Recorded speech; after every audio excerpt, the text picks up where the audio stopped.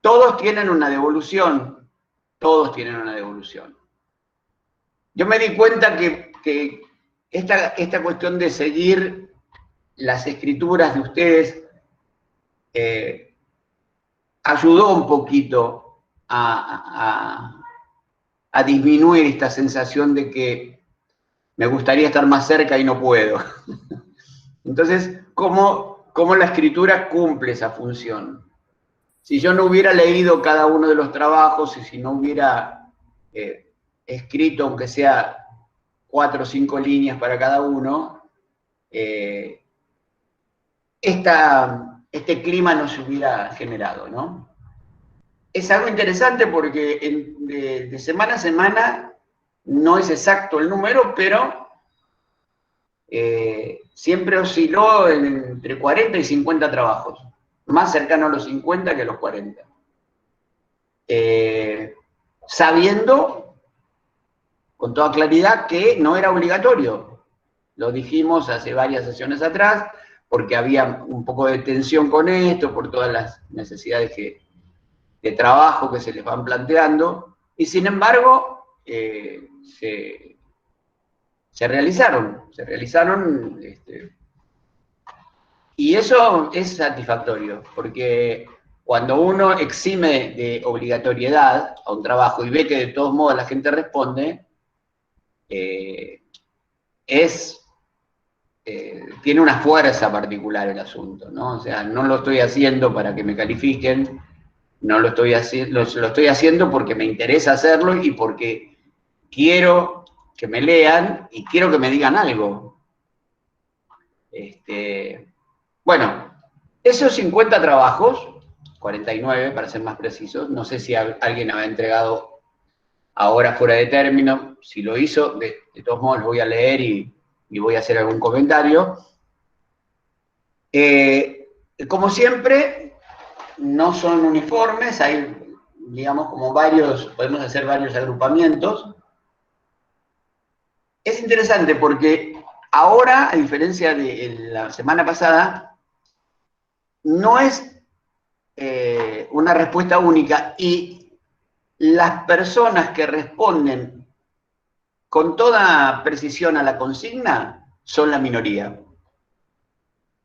Es decir, la consigna era, lee el texto completo, suprime los versos que no te interesan, porque no los entiendes, o porque los entiendes y no te conmueven para nada, y quédate solamente con aquellos que en verdad puedas habitar. Y bueno, eso lo hizo un grupo como de 8 o 10 personas nada más.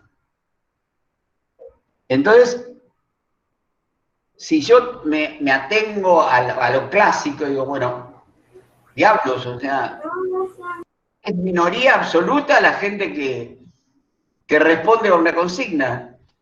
Fíjense que a mí para nada me sentí mal con esto, sino que al contrario, este es un proceso creciente de independización un poquito de ustedes, de libertad, de atreverse, de audacia. Entonces, a pesar de que solamente 10 hicieron exactamente eso, hubo muchos que recortaron y armaron. Es decir, tomaron la mitad de uno de los versos del texto original y lo integraron a otro verso.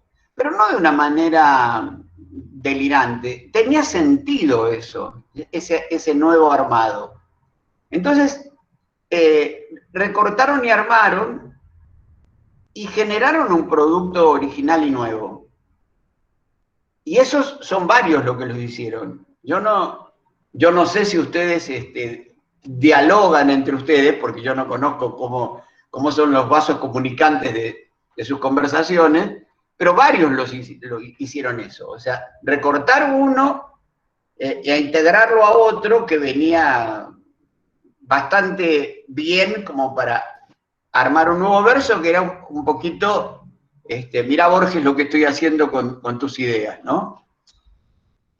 Ese es uno.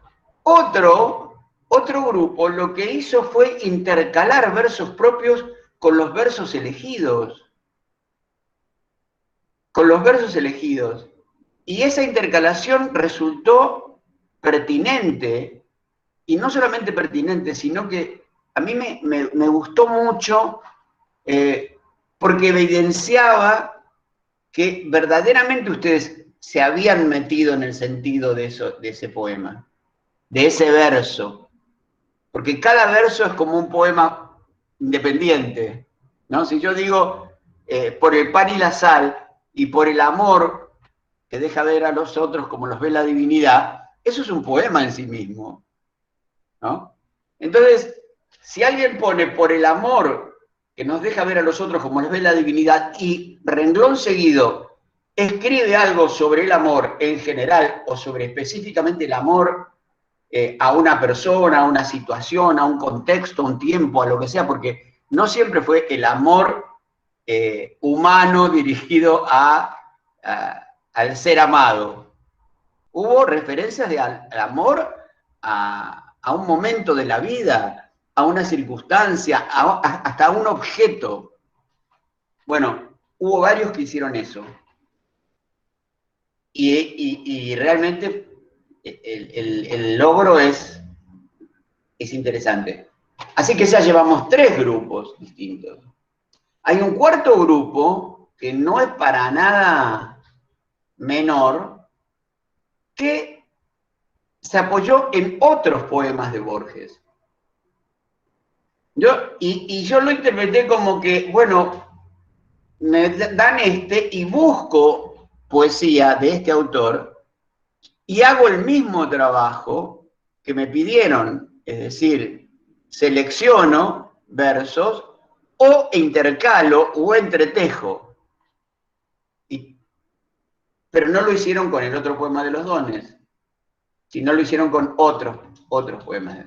Entonces, bueno, un universo de respuestas que si uno se atiene a lo clásico, decir, pero no me hicieron caso, digamos, tendría un sentimiento de frustración. No porque lo que siento es que lo que se dio en todos los casos es la escritura propia. Estaban ustedes presentes, lo que generaban era interesante y lo que generaban tenía un grado de creatividad importante, y ya la calidad de ese producto no es cosa que yo deba juzgar, porque la calidad de ese producto es opinión. Y a mí no me interesa opinar en el sentido subjetivo, sino decir, trabajaron, crearon, están presentes, se esforzaron, tuvieron inclusive la audacia de meterse tranquilamente con Borges como si fuera el almacenero de la esquina. Bueno, eso está buenísimo, eso está buenísimo. Entonces, celebro esta diversidad de las respuestas, así como Borges celebraba la diversidad de las criaturas, celebro la diversidad de los productos de ustedes. Bueno, yo dije que quería nada más hacer algunos comentarios, agregar algunas cosas en la primera horita de nuestro encuentro, y que la segunda sea así como un poco de ida y vuelta con preguntas de ustedes. Entonces, lo que quiero comentarles, como muchas veces lo he hecho, lo voy a hacer a partir de la lectura de un cuento, que es que está, o si permanece todavía, en las bibliotecas escolares. Es un texto que se distribuyó hace mucho tiempo, en la primera etapa de Rincones de Lectura, que es la que yo más conozco. O sea, después vi muchos materiales. La verdad que los materiales de las últimas 15 años me marearon un poco, porque era tanto y a veces como tan distanciado de lo que yo imaginaba que podía ser motivo de interés para muchísimos chicos de las escuelas públicas, que a veces miraban los libros y no les prestaba mucha atención. Los de las primeras etapas sí, porque digamos, me relacioné con cada uno de ellos, hicimos trabajos con cada uno de ellos, dimos talleres con cada uno de ellos, escribimos, no con cada uno de ellos, pero con muchos de ellos, fueron como el soporte para propuestas de trabajo. Bueno, y este es uno que a mí siempre me gustó muchísimo, que se llama Que sí, que no, que todo se acabó. Y esta historia quiero que sea un poquito, digamos, como el punto de partida de la conversación que quiero abrir con ustedes, así como un poco como la última conversación de este curso, de este taller.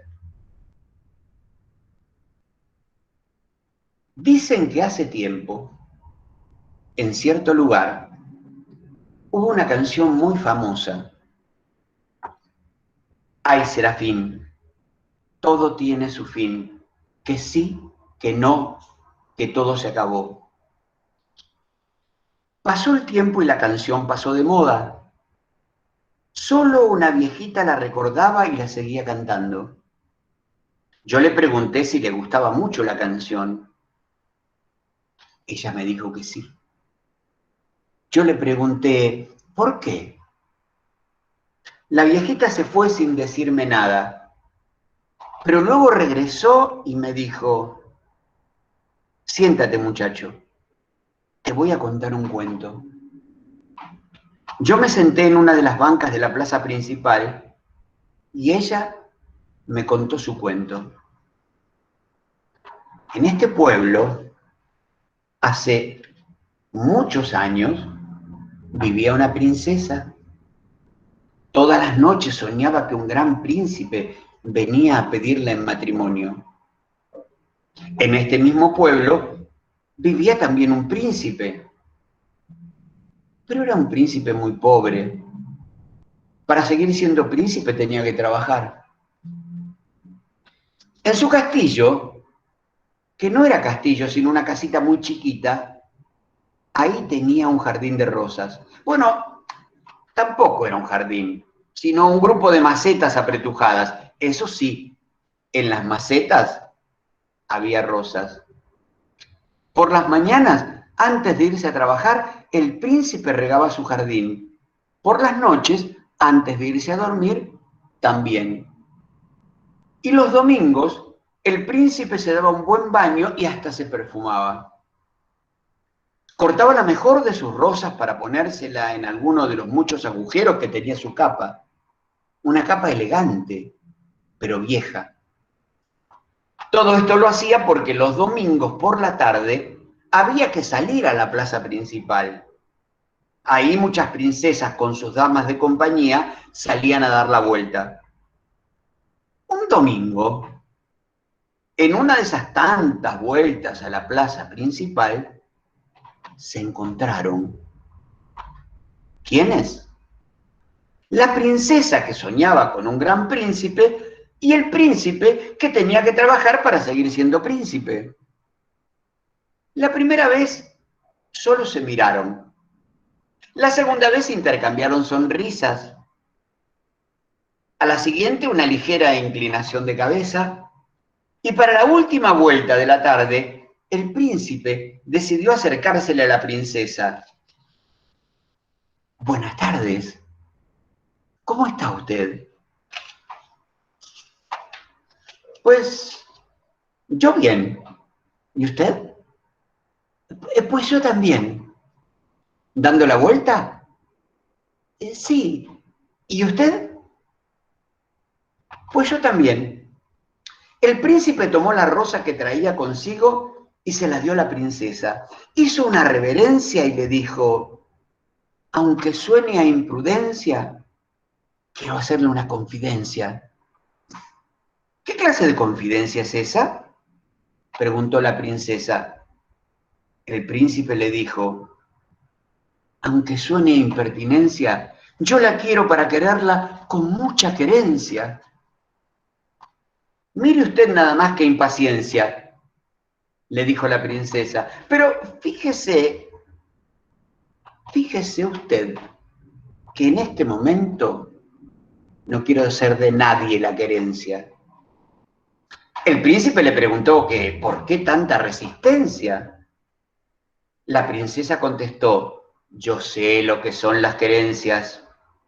Toda querencia tiene un principio y un final, y después de la querencia viene la ausencia. El príncipe preguntó, ¿pero de dónde le viene tal creencia? Es cosa de la experiencia.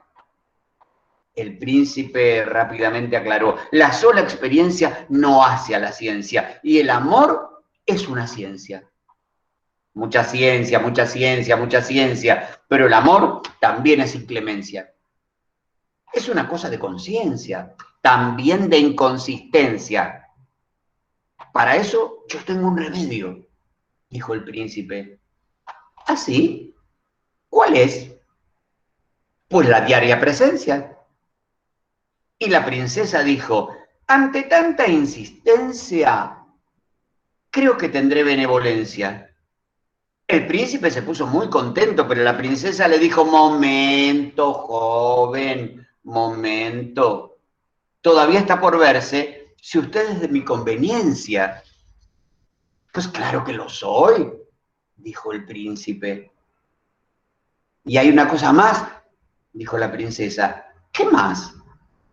Que mis padres den su anuencia. ¿Que den su qué?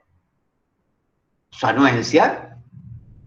El príncipe quiso preguntar qué era eso de la anuencia, pero mejor se quedó con su dudencia. No fuera a hacer que a la princesa le entrara la decepcionencia. Por eso, mejor fue que dijo, si es así, pronto quiero hablar con su excelencia. Y en voz baja añadió, a lo mejor me regala tantita anuencia y pues entonces ya. Prudencia, joven, prudencia, dijo la princesa. No conozco ninguna prudencia, o así se llama la que viene por ahí. No, joven, digo prudencia, que es paciencia, o sea, calma, calmex, calmantes montes, en otras palabras, calmencia. Y el príncipe contestó, muchas gracias por la advertencia. La princesa le dijo que al día siguiente le tendría una respuesta. Por ahora discúlpeme, pero un estornudo está por salírseme sin decencia.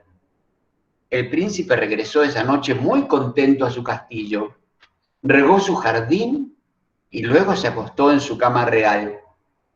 Y esa noche nomás no pudo dormir, un poco porque estaba contento y un mucho por los rechinidos reales de su cama. Pero al día siguiente, por la tarde, el príncipe ya esperaba en la plaza con mucha impaciencia. La princesa no aparecía. Por fin, una de las damas de compañía se acercó al príncipe y le dijo, la princesa manda a decir que tal vez sí. El muchacho quiso preguntar algo más, pero la dama de compañía se alejó muy rápido de ahí. Al día siguiente, toda la mañana, se la pasó comiendo ansias. Ya le andaba por saber qué le dirían esa tarde. Nuevamente fue a la plaza y ahora tuvo que esperar un rato enorme antes de que apareciera una de las damas de compañía. ¡Anda, pronto, pronto! Di qué cosa manda a decir mi princesa. La dama de compañía lo miró un momento y le dijo, ella dice que tal vez no. ¿Entonces no? Preguntó el príncipe con mucho desaliento. No, dijo la dama, no confundas. Ella no dijo que no, nada más dijo que tal vez no. Y tal vez no, no es igual a decir que no. No es no.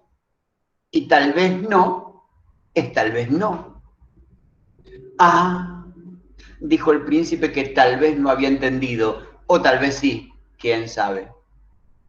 Al día siguiente el príncipe se volvió a presentar en la plaza, pero esta vez no vino nadie, no hubo mensaje.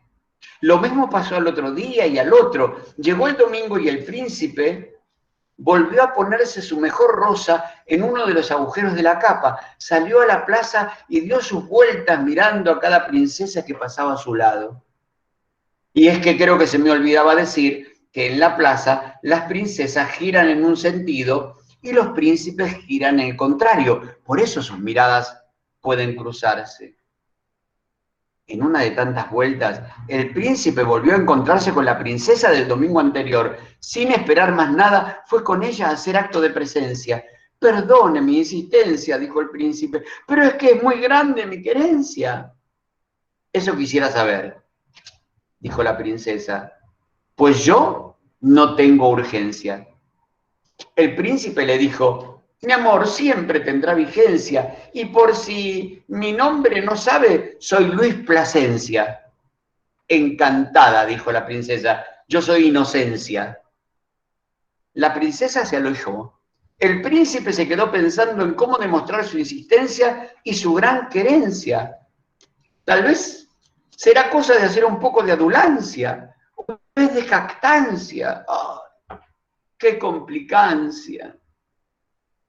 Ya en su casa el príncipe se puso, piense y piense, mientras miraba su rosa, y de pronto dio un grito y un enorme salto porque le parecía que había encontrado finalmente la respuesta. Si bien no soy de los que tienen opulencia, bien puedo decir que soy de los que tienen inteligencia. Y el príncipe le envió un ramo con sus mejores rosas a la princesa. Al día siguiente, apareció por la plaza y se puso a dar vueltas y vueltas. Y al poco rato llegó una de las damas de compañía que le dijo, dice la princesa que es usted muy amable. Los otros días fue el príncipe a la plaza a ver si había alguna novedad de la princesa, pero no la hubo. Pensó que tal vez era tiempo de otro regalo. Puso su ingenio a trabajar y armó una cajita musical con un muñequito que parecía cantar la canción de moda. Ay, Serafín, todo tiene su fin, que sí, que no, que todo se acabó. El príncipe mandó el regalo y al día siguiente se fue a la plaza a dar vueltas. Al poco rato apareció la dama de compañía con un recado. Dice la princesa que es usted un encanto. El príncipe se fue muy contento a su casa. Al día siguiente fue a la plaza y se encontró con la dama de compañía de todos los días. Y ella le dijo, la princesa dice que buenas tardes y que siempre la recuerde. El príncipe se puso más contento todavía. Llegó a su casa y tomó un lápiz y un papel. Empezó a dibujar en una plaza. En la plaza estaba un muchacho y una muchacha. Y terminado el dibujo, lo mandó a la princesa. Al día siguiente se fue a la plaza a esperar alguna noticia. La dama de compañía de todos los días le dijo, de parte de la princesa, gracias. El príncipe, ya encarrerado, se puso a hacer otro dibujo. Esta vez sería un retrato de la princesa. De pronto, el príncipe tuvo una duda. Hacía mucho que no veía a la princesa. Ya no se acordaba bien cómo era ella. Hizo un gran esfuerzo de imaginación y por fin estuvo el dibujo. Lo mandó a la princesa y al día siguiente se fue a la plaza. La dama de compañía se acercó y le dijo, la princesa agradece mucho el dibujo, pero manda a preguntar, ¿quién es la muchacha que aparece ahí? ¿Cómo que quién es? Preguntó el príncipe. Pues es ella. Dile que el dibujo está hecho con los ojos del corazón. Al día siguiente, la dama de compañía de todos los días ya estaba ahí en la plaza esperando al príncipe. Cuando éste llegó en busca de algún recado, te tengo una mala noticia, le dijo. ¿Una mala noticia? Preguntó el príncipe. Sí. Pues anda, dímela ya. La princesa tiró a la basura todos tus regalos. ¿Todos? Sí. Y te manda a decir que ahora sí es no. El príncipe quiso decir muchas cosas, pero se quedó mudo. La dama de compañía le dijo, ¿sabes qué pasa? Es que te anduvieron investigando y ahora saben que no eres un príncipe como los de antes. para seguir siendo príncipe tienes que trabajar, no tienes grandes riquezas. Y la princesa dice que quiere un príncipe como los de antes. Así que, pues no. El príncipe se quedó sin aire. Las piernas se le doblaron. El corazón quiso detenerse y su vida parecía ponerse alas viejas para volar donde él nunca más. La dama de compañía tuvo que sostenerlo antes de que se cayera al suelo. El príncipe le dijo, es que ser un príncipe en estos tiempos es bien difícil, hay que trabajar. En esos momentos el príncipe recordó que tenía la leche en la lumbre y que a lo mejor se estaba tirando, pero ya no tenía mucho ánimo como para ir corriendo. De todos modos, cuando llegara ya no habría leche y habría que lavar la estufa porque todo sería un cochinero. Cuando ya más triste estaba, la dama de compañía se le quedó mirando fijamente a los ojos para decirle, perdone usted mi imprudencia, pero tengo para usted una confidencia. Sin mucho ánimo, el príncipe preguntó, ¿qué confidencia?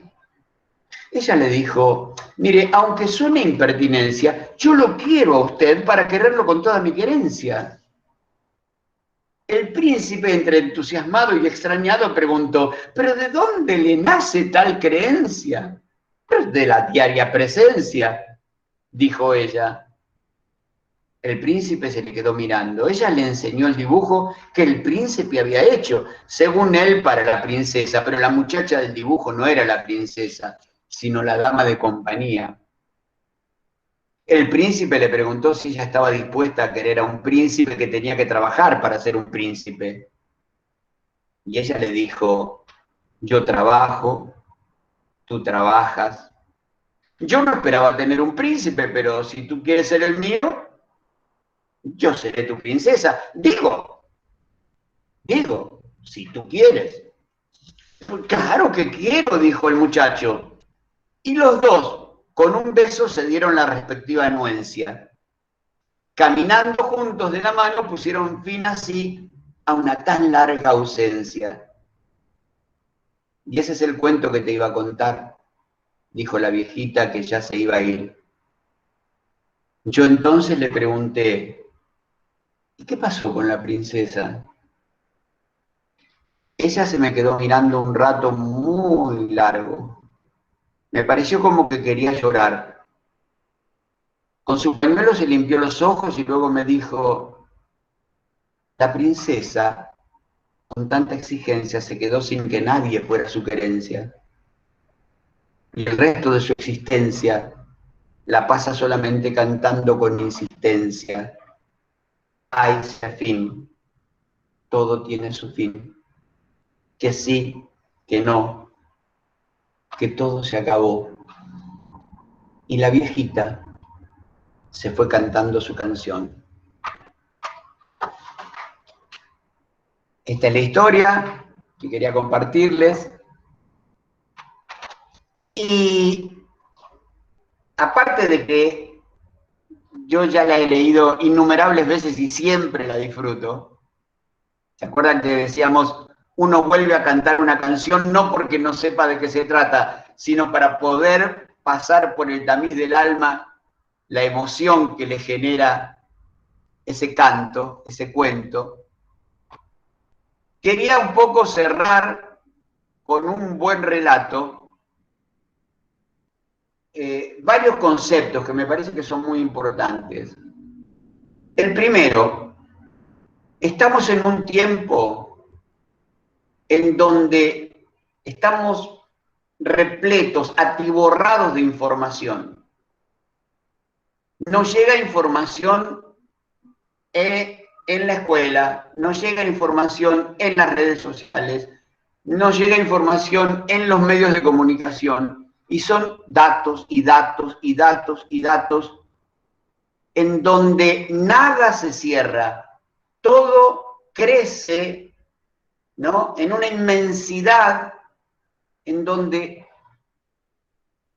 nosotros no podemos habitar.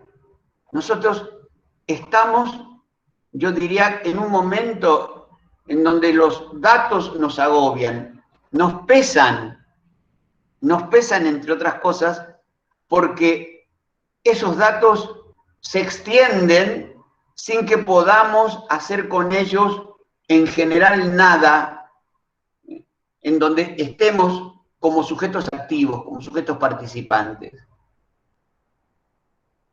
La escuela no se exime de esto, la escuela está muy preocupada en dar datos, en que tengan información. Pero lo que hicimos en estas semanas, más que información, tiene que ver con otra manera de encontrarse, y es la narración. La narración no es información. Así como la información siempre está abierta y no estamos presentes, en la narración lo que tenemos es una historia, algo que se cierra, algo que empieza y termina, y que nosotros pasamos por ella y pensamos cosas y sentimos cosas, le atribuimos a un sentido, un sentido. Yo creo que es muy importante darle mucho más lugar en el proyecto educativo en el que estemos inmersos a los tiempos de la narración. Los tiempos de la información son tiempos que ya están dados y que crecen y se desarrollan y monstruosamente, pero a narrar se aprende en la vida desde el inicio, y poco espacio de narración hay en la escuela. Y cuando hablo de narración no hablo solamente de contar una historia sin texto, sino contarla, leerla, es decir, cerrar algo, hacer que esto que empieza termina, y que en ese empezar y terminar una historia nosotros podemos habitar eso. Todos los seres humanos necesitamos eso. ¿Por qué? Porque es una manera de desangustiarnos un poco también de este caudal cada vez más agobiante de datos, que no sabemos qué hacer con ellos, dónde ponerlos, cómo relacionarlos. En la narración ocurre exactamente lo contrario, ¿no? Entonces, cuando nosotros estamos frente a una historia de este tipo, no estamos pensando en los detalles que tienen que ver con, por ejemplo, ¿existen las palabras, todas las palabras que aparecen en esta historia, o hay palabras inventadas, palabras que no existen? Es decir, ¿es lógico desde el punto de vista racional, o es lógico desde el punto de vista del texto en sí, este juego que se hace con estas rimas locas con la decencia y la imprudencia y la inocencia, y la jactancia y la adulancia y la anuencia? Nosotros entramos naturalmente en ese juego sin preguntarnos si esto es correcto o si es incorrecto, porque lo que nos importa es esta sensación que nos va de a poquito envolviendo de la historia en sí, y cómo nosotros recibimos esto, cómo percibimos esto, y cómo entramos y cómo salimos de eso. O sea, ¿qué pasa con nosotros cuando después de haber pasado por ella, nos volvemos a ponernos en nuestra realidad cotidiana, y esta historia impactó existencialmente, ¿no? Es decir, el que sí, que no, que todo se acabó, es algo que tiene que ver con todos nosotros en algún momento, total o parcialmente. No es una historia que no podemos relacionar con nada en nuestra vida. Entonces, yo insisto, los tiempos de la narración son los tiempos en donde nos sentimos protegidos por el uso de la palabra conteniendo una historia en donde no solamente estamos inmersos, sino en donde sabemos cuál es el final. Sabemos cómo empezó la cosa y cómo terminó la cosa. Entonces, esa cuestión de los tiempos de narración, un poco tienen que ver con muchas de las cosas que comentamos acá. Cuando hablo de los tiempos de narración son los juegos de escritura, ¿no? También empezamos a hacer un juego, terminamos ese juego, tenemos un producto, nos sentimos parte de ese producto, compartimos ese producto, es decir, vivimos ahí. Estoy tratando de ver si alguien está haciendo alguna pregunta. No. Claro, acá está hablando con la narración como una actividad recreativa. Es verdad que la narración es una actividad recreativa, pero la narración es también y fundamentalmente una actividad educativa, formativa. No pasa tanto por poder recordar la historia, sino poder vivir la historia. Y hay una última cuestión que no quería dejar fuera, y es el tema de la memoria. La memoria. Yo diría que en las últimas décadas ha habido en los espacios escolares una cruzada contra la memoria. Es decir, ¿a qué me refiero?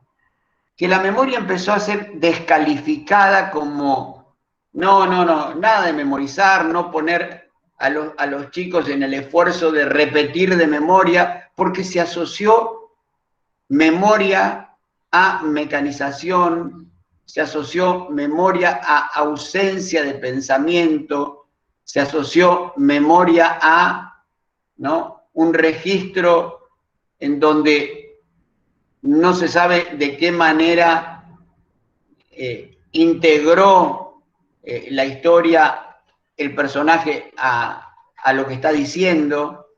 Entonces, los juegos, los ejercicios de memoria empezaron a perder peso. Y no solamente empezaron a perder peso, sino que, si ustedes se fijan, muchísimas personas, grandes, chicos, etcétera, puestos ante el ejercicio de tener que recordar algo, sufren enormemente. Yo hoy compartí en el Facebook un texto de memoria muy bonito, que lo pueden encontrar por ahí, si no se los puedo compartir también en la plataforma, de un escritor francés del siglo XIX que se llama Jules Renard, y se llama Una familia de árboles. Y el texto empieza así: los encuentro después de atravesar una llanura quemada por el sol. A causa del ruido, se alejan del camino. Habitan los campos incultos, cerca de una fuente que solo los pájaros conocen. De lejos parecen impenetrables, pero cuando me acerco, sus troncos se separan. Me cobijan. Puedo descansar, refrescarme, pero siento que me observan y desconfían. Viven en familia, los más viejos al centro y los más pequeños aquí o allá, pero sin alejarse demasiado. Mueren lentamente y conservan a sus muertos de pie hasta que se deshacen en polvo. Se acarician con sus largos brazos como los ciegos para asegurarse de que todos están allí. Se agitan coléricos cuando el viento se empeña en arrancarlos, pero entre ellos no hay discordia, solo murmuran de acuerdo. comprendo que esa debe ser mi verdadera familia, pronto olvidaré a la otra. Estos árboles terminarán por adoptarme, pero para merecerlo tengo que aprender lo necesario. Sé leer las nubes cuando pasan, sé quedarme en mi sitio y sé casi callarme. Ese es el texto completo.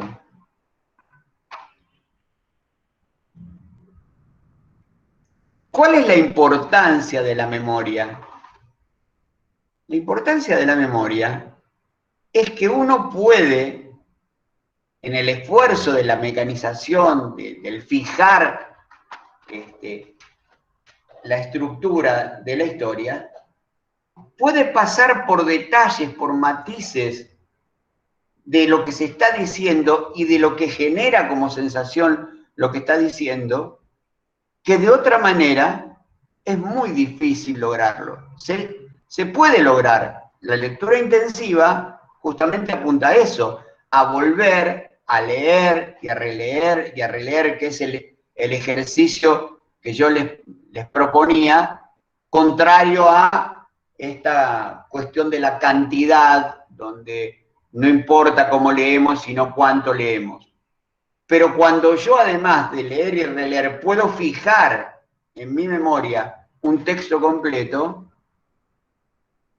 cuando yo ya estoy liberado de los aspectos mecánicos de la historia y puedo sentir, hacer pasar por mi cuerpo cada una de las cosas que estoy diciendo, entonces yo tengo en esta cuestión de la narración una experiencia inolvidable. Ahora, es muy difícil si uno no está entrenado, si uno no hace esto regularmente, es muy difícil lograr la memorización de un texto sencillo como este, pero en donde no está la rima, en donde cada párrafo es un concepto. Entonces yo, ¿cómo hago? ¿Cómo hago? Bueno, voy trabajando por partes, pero resulta que aquí lo que hay que hacer es no decepcionarse, es decir, me está costando, pero fijo un párrafo, fijo otro párrafo, fijo otro párrafo, finalmente integro la obra completa. Bueno, ese ejercicio que era tan usual, que era tan cotidiano, yo diría, en la escuela hasta hace 40, 50 años, de repente empezó a caer en desuso por obra y gracia de este prejuicio de que en la memoria no hay pensamiento, en la memoria no hay emoción, en la memoria no hay recreación. Falso. La memoria puede ser el punto de partida para recrear, para generar una lectura propia, una intensidad propia, de acuerdo a lo que voy sintiendo. Los encuentro después de atravesar una llanura quemada por el sol. A causa del ruido, se alejan del camino. Habitan los campos incultos, cerca de una fuente que solo los pájaros conocen. Bueno, ese párrafo, fijar ese párrafo y empezar a pasarlo por mi idea y por mi emoción, puede significar hacer un movimiento interior respecto de lo que estoy diciendo, del por qué lo estoy diciendo, de qué tiene que ver lo que estoy diciendo con mi propia vida. Es muy difícil de lograr si yo no puedo meterme con ese nivel de minuciosidad en la relación con el texto. Entonces, finalmente, y con esto cerramos porque nos abrimos a las preguntas, nos queda una horita. Quería resaltar el tema del lugar de la narración, plantear la diferencia entre información y narración. Miren, hay un ejemplo que yo siempre doy que es muy sencillo, ¿no? Yo digo, la reina, el rey murió, luego murió la reina. Eso es información. Pero si yo digo, el rey murió, luego murió la reina de tristeza,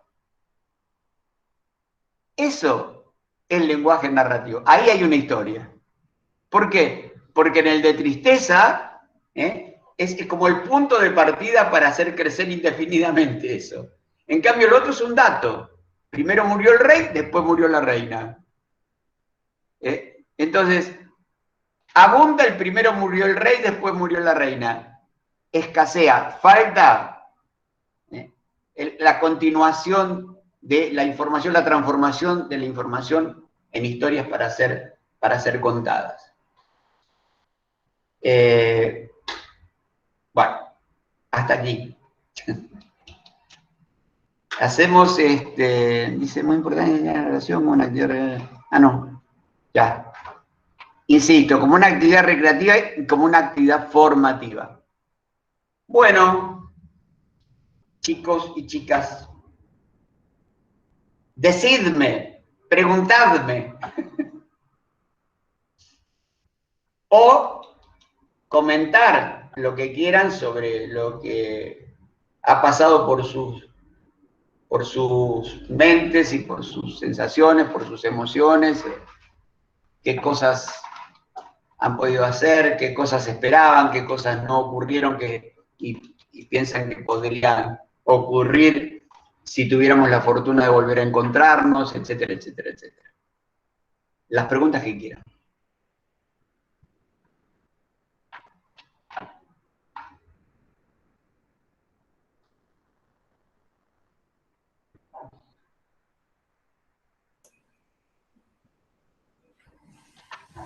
Nadie, sino para empezar.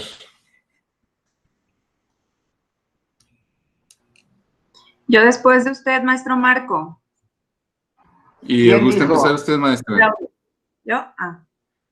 Bueno, pues antes que nada, sí, agradecerle mucho, doctor. Creo que a pesar de las circunstancias de la distancia, ha sido una experiencia invaluable. Yo, la verdad, ayer le escribía por ahí una notita,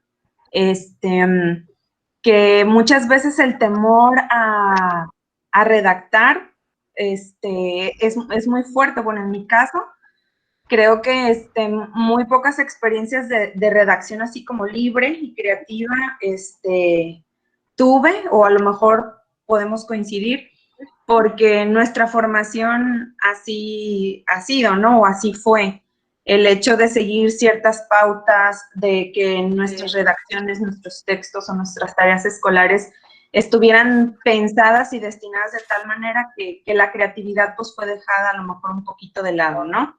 Es por eso que de repente cuesta un poco más de trabajo poder explayarse o poder expresarse de una manera más libre, ¿no? Creo que una de las experiencias más que recuerdo más es de las primeras tareas, de los primeros ejercicios, en donde comenzamos a hacer estas redacciones y yo empecé la redacción pues normal y de repente caigo en la rima y de ahí ya no salí. Y sí recuerdo mucho sus palabras, que muy bueno tu trabajo, mira, sí, pero creo que si te dejaras de la rima, o sea, podría ser otro resultado.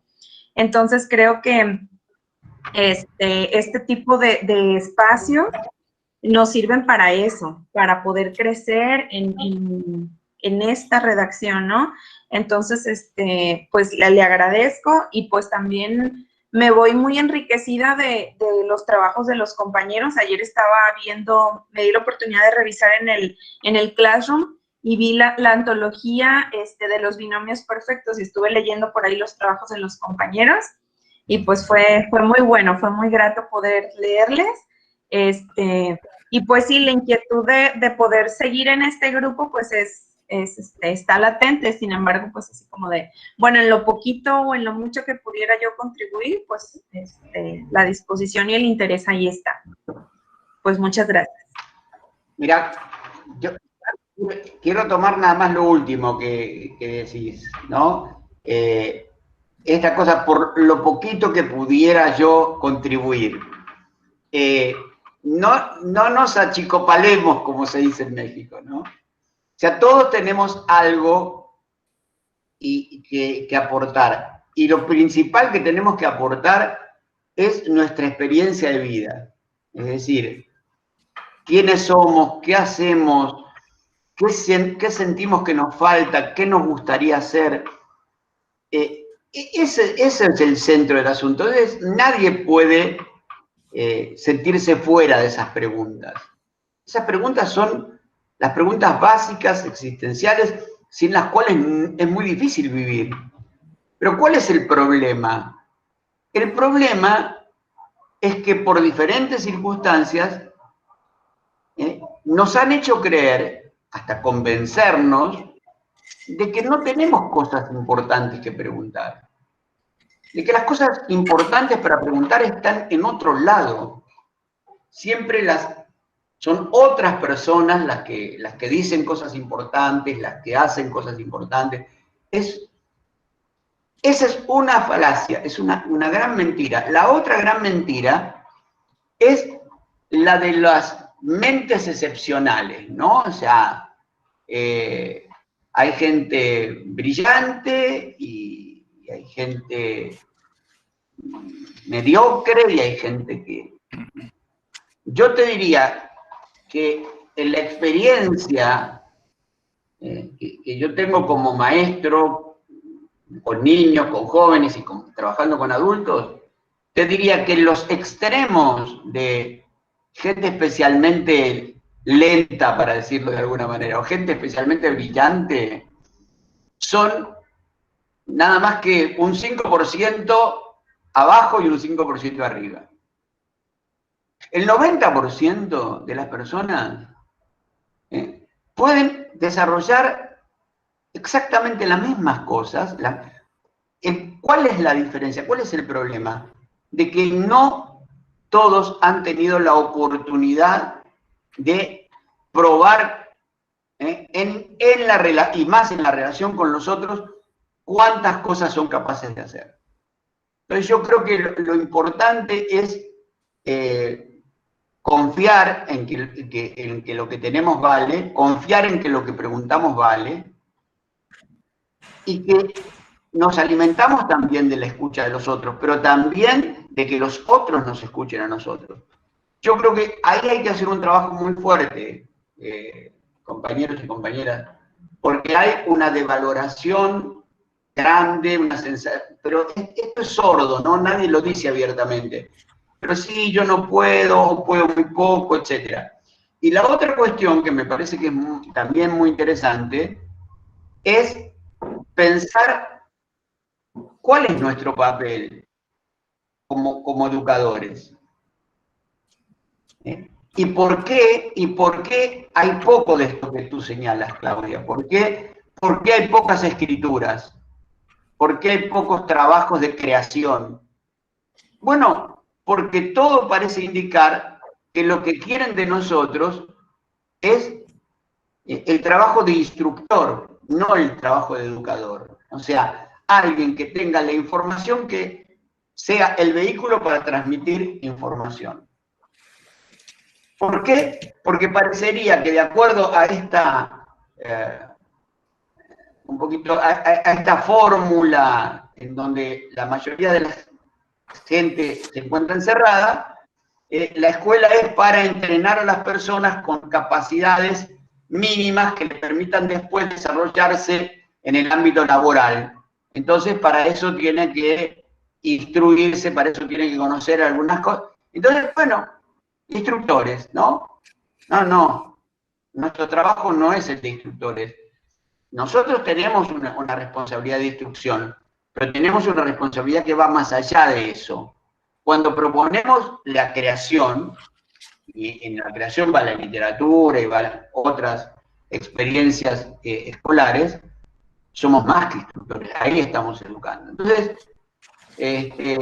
tranquila, vos sí podés decir cosas, vos y todos los que están acá, ¿no? O sea, ¿por qué porque somos el 90%, todos somos el 90%, ¿no? Bueno.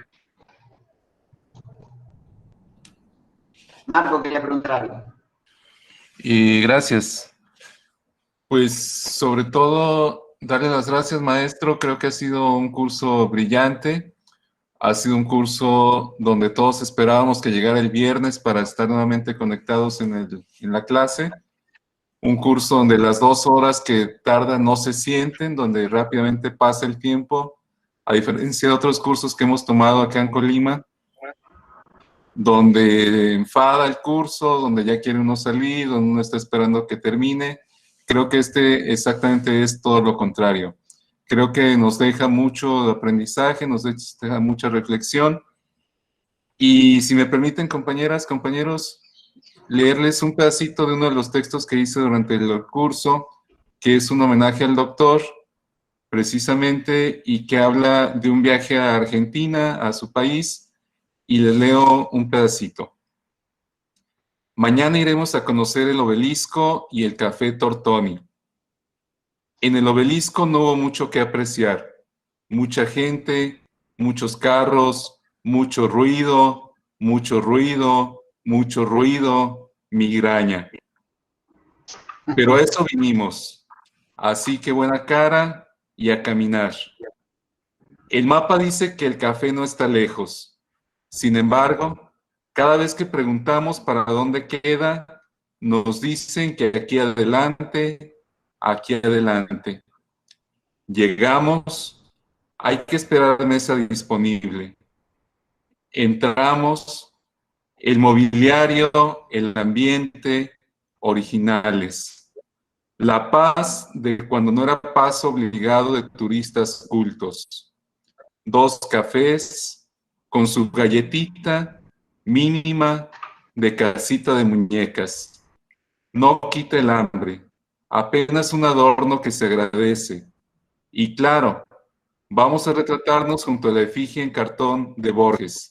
Si no, ¿cómo demostrar que vivimos, que estuvimos, que amamos? Nosotros respetamos la cadena que impide acercarse al gran ciego. 2 amigos de acá, en otra ocasión, fueron a dejar en mal el nombre de Colima. Brincaron la cadena y abrazaron a Borges para la foto, para el Face, para tener algo que contar. Ya de retirada veo al doctor Gerardo Siriani en una mesa cerca de la barra. Levanto la mano para saludarlo. Todos los cristales del café, copas, lámparas de araña, ventanales amarillentos, me devuelven multiplicado mi saludo, reflejado en los lentes del maestro Siriani, que me ve mirarlo a través del recuerdo que se reproduce y se desvanece en los ojos, en los espejos, desgastados de tanto mirar. ¿Cómo podría ser, si no, de otra manera? Gracias. Gracias, maestro. No, gracias a ti. Quiero comentar algo de lo que refiere Marco.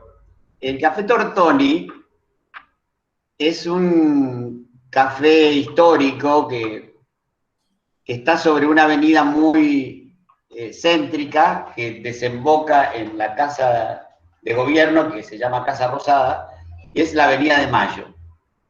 En la Avenida de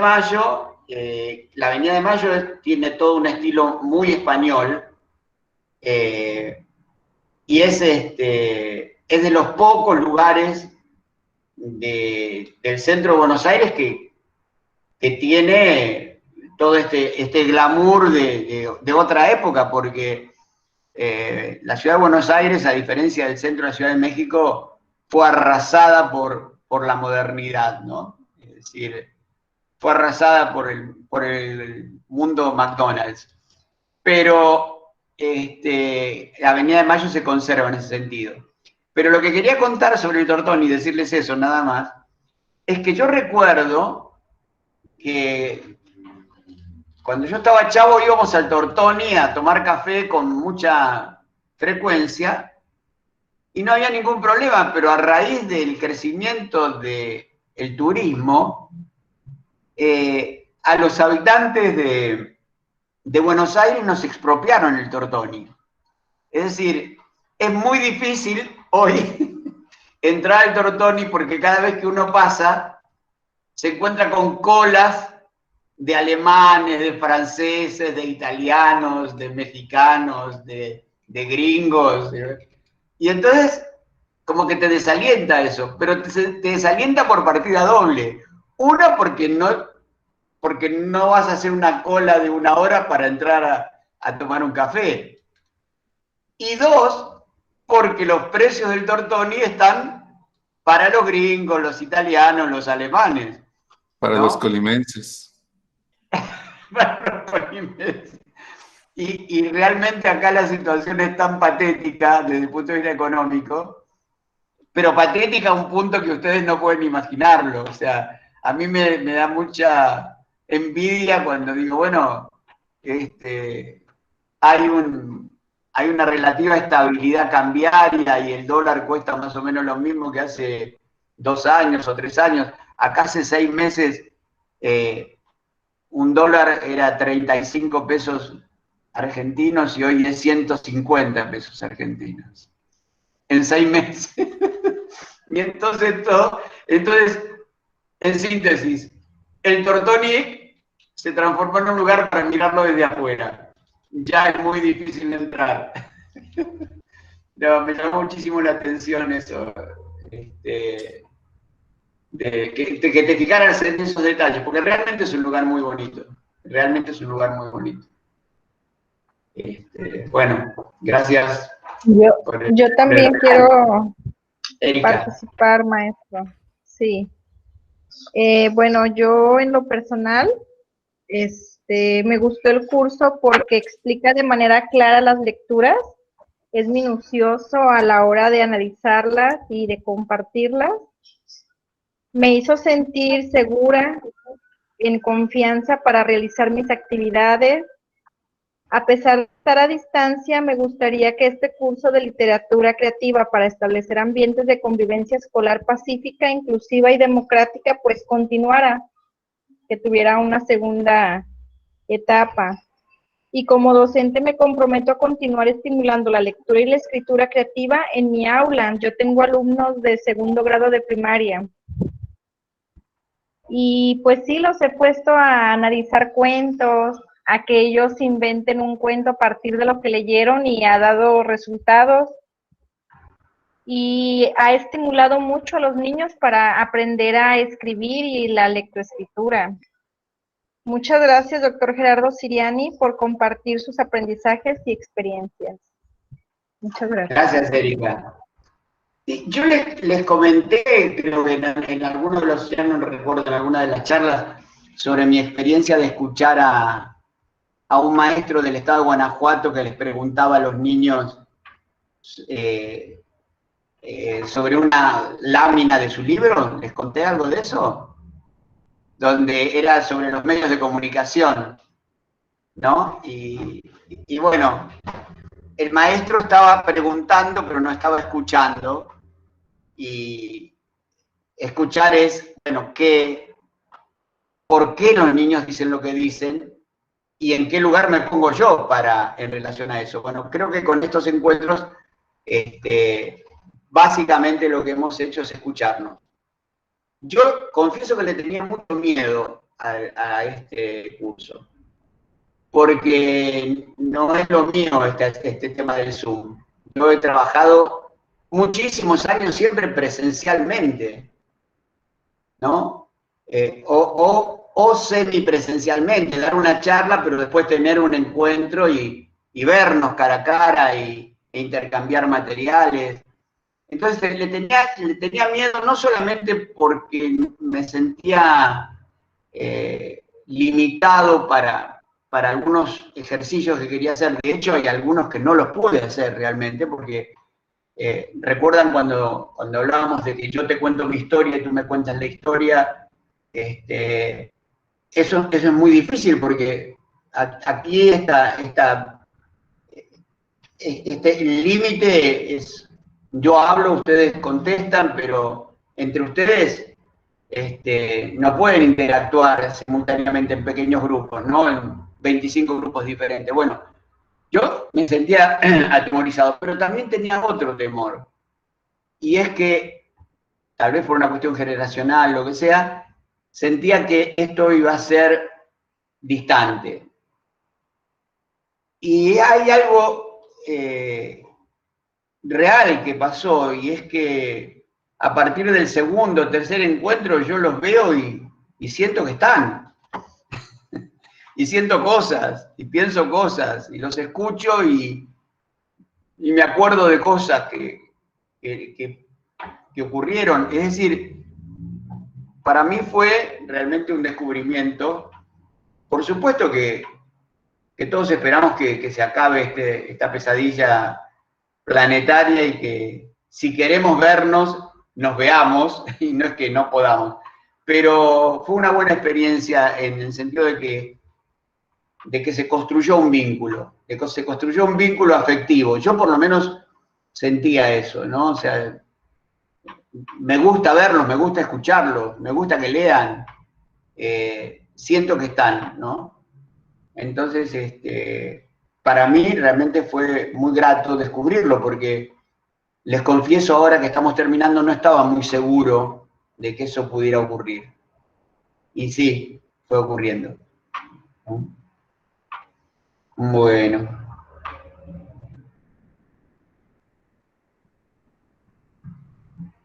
Maestro, quiero participar. Es feo esto, ¿no? Saber que faltan 45 minutos.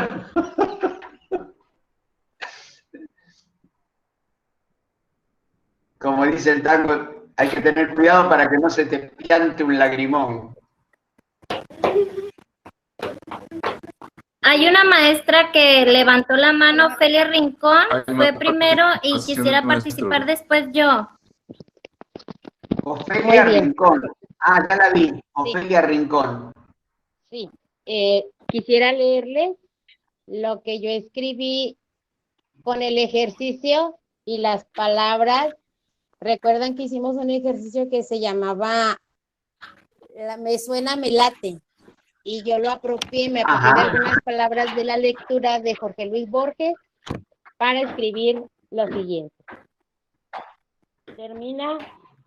Termina un curso de lectura, escritura y literatura creativa, con el rostro entristecido, a la vez radiante como un diamante, porque al practicar nos pulimos, donde al leer y crear te hace sentir, tocar de cerca la divinidad. Cada poema, historia, un diamante, un curso distinto a distancia, el placer de esperar la llegada de los viernes. El amor se oculta en cada frase, pero no un amor sensual, sino un amor del alma, donde un niño aprende la palabra como comer un pan. El amor, un condimento como en la comida la sal. Cada viernes, nuevos ejercicios, donde el rostro toma distintos gestos. Gracias, doctor Siriani, por esta experiencia. Extrañaré la cita con 60 o más, que firmaban las caras del diamante. Me queda de recuerdo su reflejo como un misterio de la rosa. Muchas gracias, muchas gracias.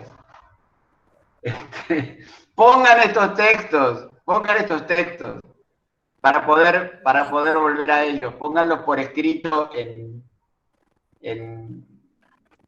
la plataforma. Es tan feo decir plataforma, pero pónganlo, escríbanlo para que podamos seguir disfrutando. La verdad que sí. Fue así, tal y como vos lo estás diciendo. Bueno, María Teresa. Sí. Pues primero que nada, maestro, después de un agradecimiento y también un agradecimiento personal por el cuento de Frederick, que nos gustó mucho a mí y a mi niña, pienso que esta fue una oportunidad en donde a través de las sesiones todos, bueno, yo fui notando en cada una de las lecturas y en las participaciones de los compañeros como hubo una especie de desbloqueo. Así como que al empezar a sentir confianza y al tener la oportunidad de expresión creativa, todas esas emociones que a lo mejor hasta estaban contenidas hasta por la pandemia empezaban a ya querer salir, a expresarnos más libremente. Ese sería el primer punto después del agradecimiento por la oportunidad. Y el segundo punto, maestro, yo creo que me leyó la mente porque de verdad tenía la intención de pedirle su apoyo, pero ya nos comentó que iba a subir ejemplos de cómo nosotros podíamos hacer algún proyecto, porque, bueno, mi función no es docente, mi función actual es como supervisora de zona escolar, entonces yo no estoy frente a los niños, pero sí tengo el trabajo con directores y con maestros. Entonces veo aquí que con mucho orgullo y mucha satisfacción que 2 de mis maestros de la zona están dentro del curso. Entonces veo que hay interés y hay motivación.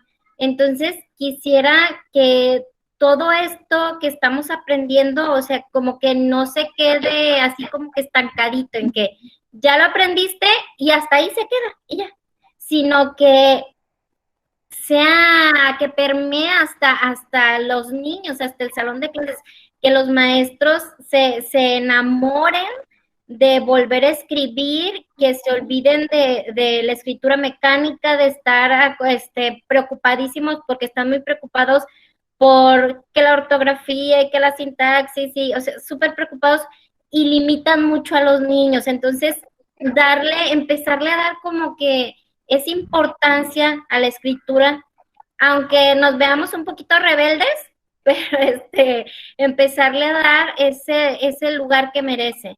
Entonces, pues creo que con la ayuda de algunos compañeros, creo que ese podría ser mi aporte, empezar a pedirles también a los demás maestros que vean el proyecto y también compartirles las experiencias de todo lo que pasa en la zona, y si la salud lo permite y pronto llegamos a la parte presencial, ya empezar a llevarlo a los niños, y también que los niños empiecen a enamorarse de la creación, de poder presentarse y de dar todas esas emociones, estar presentes en sus textos.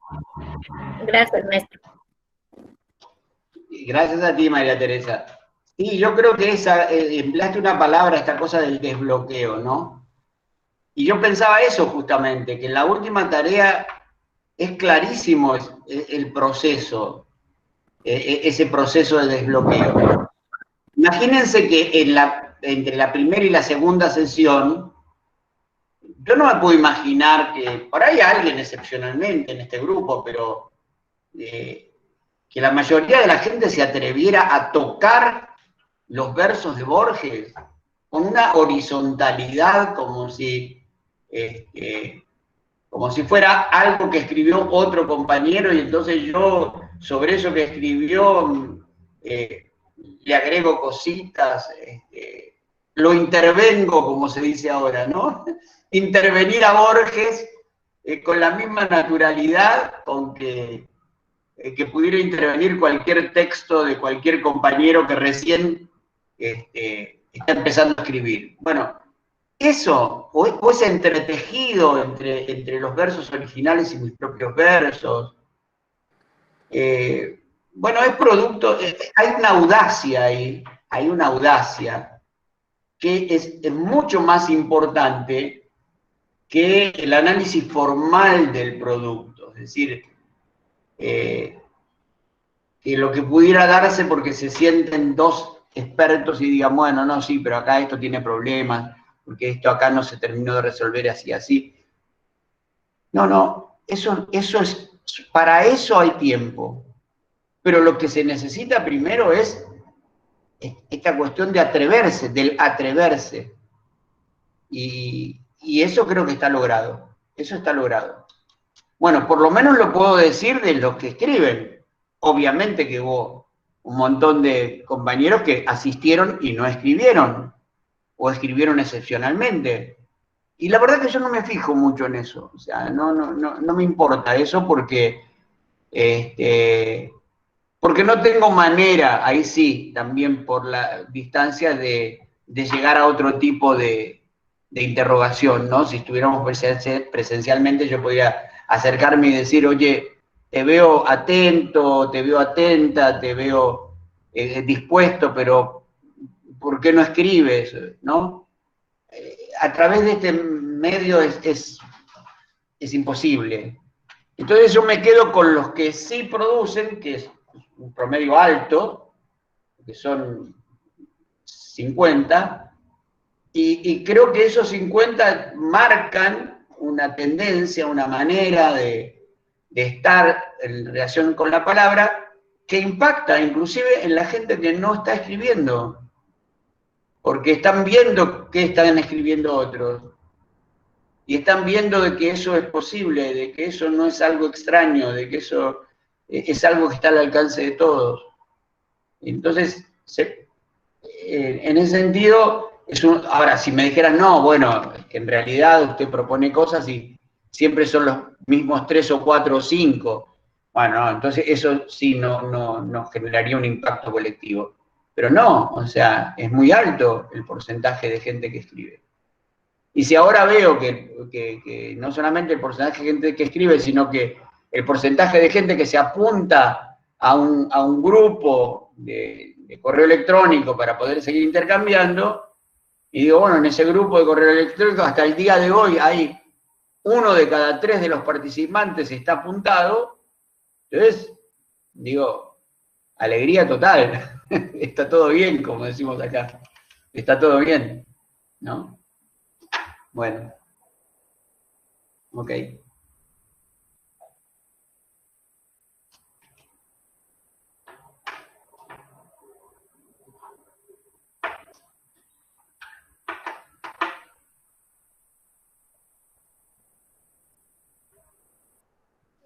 Yo, doctor, Catalina Alcaraz.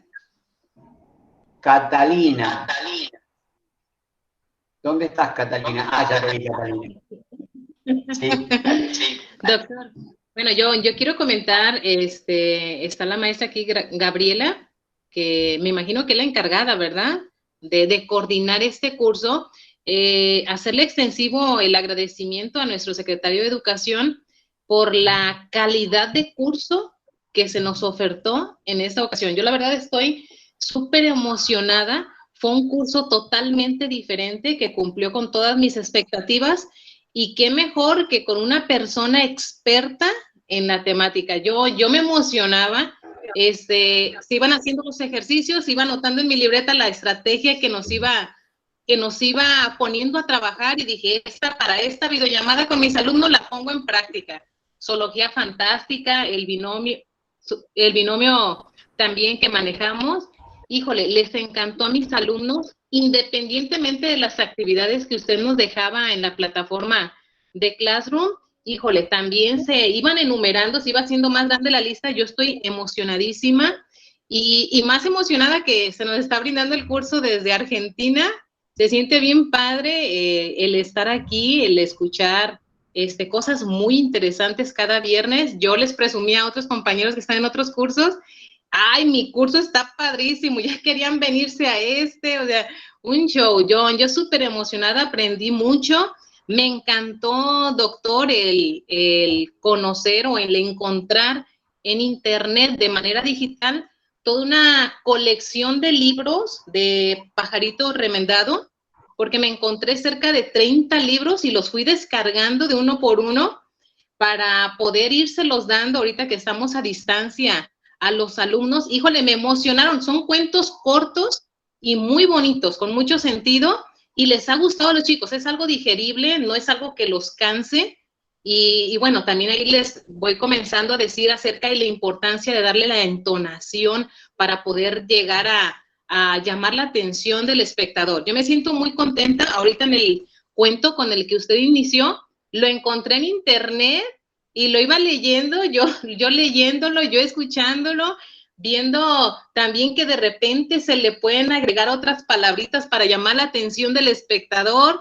Es una experiencia bien padre, el aprender de la mano con un experto me deja mucho, y la verdad lo felicito, doctor. A mí se me hizo muy ameno este curso y pues seguimos en comunicación y cuando venga, ya sabe, decía usted, les aviso y hacemos un pequeño encuentro para compartir nuevas producciones. Muchas gracias, doctor, y felicidades. De nada, Catalina. Quiero decir algo en relación a Catalina, porque esta fue una de las cosas las cuales yo dudaba, porque yo estoy muy acostumbrado a dar charlas presencialmente. Y en las charlas, cuando hay un grupo de 40, 50, 60 personas, pasa de todo, ¿no? Desde gente que está francamente enfadada, porque tiene que estar ahí, gente que se duerme, ¿no? A mí me pasó hace, creo que 4 o 5 años, que era un encuentro con supervisores y en primera fila había una supervisora que estaba totalmente dormida y además de pronto hasta empezó a abrir la boca, ¿no? Y yo la tenía en primer plano y no podía evitar mirarla y me distraía. Pero uno aprendió a través de los encuentros presenciales de fijar la atención en los rostros que sí están conectados y que están emocionalmente conectados. Y quiero decir que Catalina para mí fue un referente en estos encuentros, porque todo el tiempo estaba, ¿no?, como sonriendo hay una expresividad en tu rostro, Catalina, que es muy particular. Entonces, yo iba hablando o iba leyendo, iba diciendo alguna cosa y la miraba porque me alienta. Catalina, sin saberlo, me está ayudando. Entonces, para mí es medio mágico que esto se pueda lograr también a la distancia, digamos, ¿no? Está muy bueno.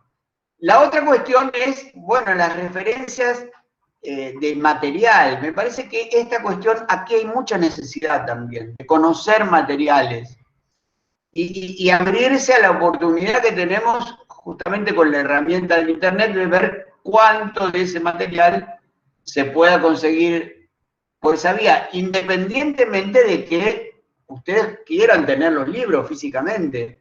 Los pajaritos se pueden conseguir en México, porque les decía, hay un distribuidor o un muchacho que yo lo conozco hace muchos años, hijo de libreros también, que está en la Ciudad de México y que tienen pajaritos remendados y que los puede mandar. Pero lo que tú dices, ¿no? Es decir, poder descargarlos y usarlos. Bueno, olvidé comentar sobre un material, y aprovecho ahora para decírselos, que los pueden buscar también, que son los cuentos de Polidoro. Los cuentos de Polidoro es una joya que se editó en la Argentina en los años 60, 70, y que fue retomado por el proyecto de Rincones de Lectura, y son historias tomadas a partir de la tradición universal, de la tradición griega, de la tradición bíblica, de los cuentos de las 1001 noches, o sea, del Medio Oriente, de la tradición prehispánica. ¿Qué más tenemos? Fábulas e historias que son de la tradición europea de los siglos XVII, XVIII. Bueno, todos esos cuentos fueron reescritos, o sea, fueron como la excusa para contar nuevas historias. Es como retomar todo eso que sabemos porque se ha extendido por información social. Por ejemplo, todo el mundo sabe que existe un libro que se llama El Quijote de la Mancha. Y todo el mundo tiene una idea de la personalidad y la apariencia del Quijote y de Sancho. Puede ser que no lo haya leído nunca, bueno, pero a partir de ese punto de partida hay varios cuentos que tienen que ver con el Quijote de la Mancha, que no es el Quijote de la Mancha para niños, sino que es alguien que ha leído el Quijote y que se lo está contando a los niños. Bueno, esos son los cuentos de Polidoro. No tuvimos tiempo, y eso sería, se puede hacer un curso completo solamente para hablar de los cuentos de Polidoro. Bueno, algunos cuentos de Polidoro, no todos, los pueden descargar de internet. Y se van a dar cuenta que tienen una virtud que pocas escrituras tienen en escrituras para niños, y es que están escritos con la sintaxis de la oralidad. Tienen resonancias de oralidad muy fuertes. ¿Se acuerdan que dimos algunos ejemplos con el libro de Miguel León Portilla, de La Conquista, y sus resonancias de oralidad? Bueno, los polidoros todos están escritos así. Ahora no puedo ir hasta la biblioteca, pero los tengo ahí. A ver, espérenme un segundito para que les muestre uno como referencia.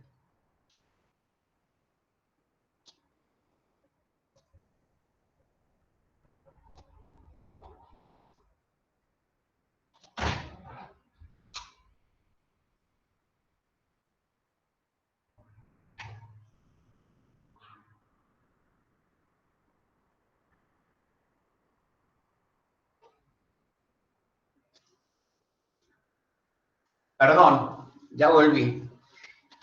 Aquí traje un montón. Estos son los cuentos de Polidoro. ¿Ven el loguito de Rincones de Lectura? Bueno, se supone que estos deberían estar en todas las escuelas de México. Este, del mundo de Don Quijote. Este, El caballo volador, de la tradición de las Mil y una noches. Este, La tortuga y los patos, que son historias europeas del siglo XVIII, XIX.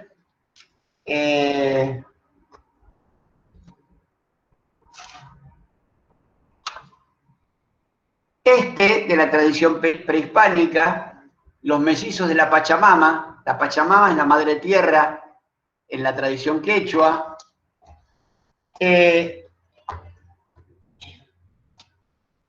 Y así, ¿no? Bueno, los que encuentren en internet,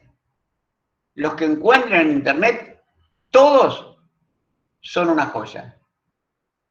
Y cuando vuelvan a la escuela, porque en algún momento tendremos que volver, búsquenlos en la biblioteca escolar, porque es probable que no estén todos, pero es probable que todavía queden algunos. Vean el inicio del mundo de Don Quijote. En un rincón del pequeño país de La Mancha, que queda en España, vivía un señor flaco, alto y cincuentón.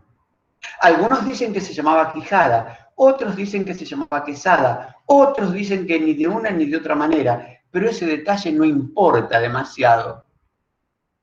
Lo que sí importa es saber que este señor no se preocupaba de nada, ni de su campo, ni de su casa, ni de su ama de casa, ni de su sobrino, ni de su amigo el cura. Fíjense las reiteraciones, ni de tal cosa, ni de tal... Todo esto es oralidad pura. Está escrito como se habla, como usualmente se habla. Bueno, todo esto es un soporte también para su trabajo. Y eso también es lo que podemos intercambiar ahora, por eso decía del grupo de correo. Porque les puedo sugerir, busquen esto, busquen lo otro, porque hay tiempo como para ir, bueno, para empezar hay cosas que yo sé que existen, pero otras puedo ir explorando y agregándolas. Ustedes necesitan mucho soporte de acervo, es decir, ustedes necesitan material para poder, dentro de ese universo interminable de materiales, tomar decisiones. Elijo esto, empiezo por acá, lo leo de esta manera, planteo una consigna de escritura a partir de este párrafo. Es decir, para poder generar esto, ustedes necesitan mucho material de soporte. Y lo que hicimos en estos encuentros fue hacer algo de eso. Pero sí, pero es infinito, podemos seguir, ¿no? Cuanto más tengan, mejor. Y ustedes lo pueden ir organizando, lo pueden ir integrando en carpetas. Bueno, ya verán ustedes cómo hacerlo, ¿no? Bueno, me emociono y ya falta poco. ¿Quién más quiere preguntar algo? ¿O decir algo? ¿No anda Jesús por ahí? ¿No? Porque quería agradecerle así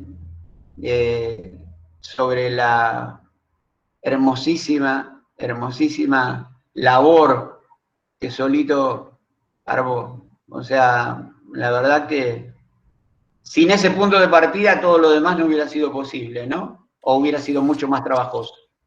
Pero bueno. No sé si hay alguna otra intervención.